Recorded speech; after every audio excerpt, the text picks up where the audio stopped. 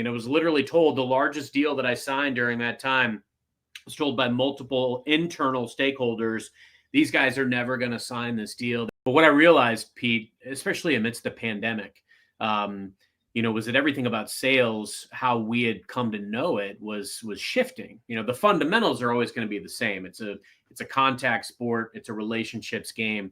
But what was changing was how we were interacting and engaging. And frankly, as well, as I talked to so many different sellers and sales leaders globally, what people were struggling with was also shifting. The burnout, the back to back to back calls, the being on Teams and Zoom calls all day, every day. And, it's just a flavor of burnout that I think a lot of people weren't quite used to.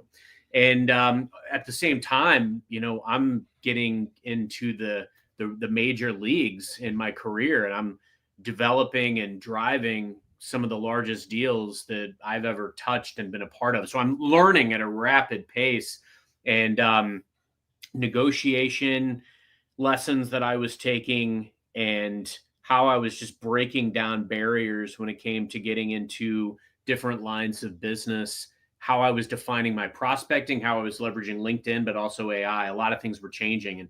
And, amidst all of it was pushing through every day, having to, being used to being a road warrior, being out in the field regularly, but having to come and sit at this desk every morning and be on back to back to back calls.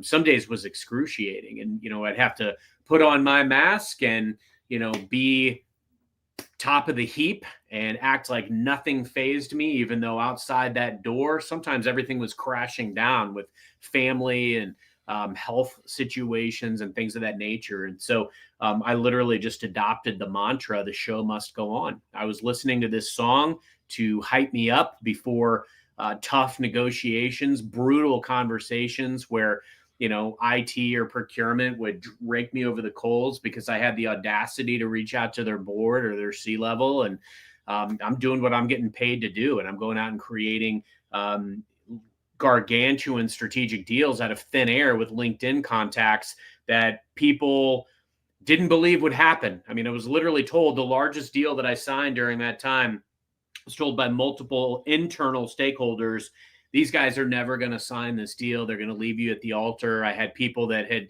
jumped in to help me that abandoned me because they didn't think this thing was going to happen. It did.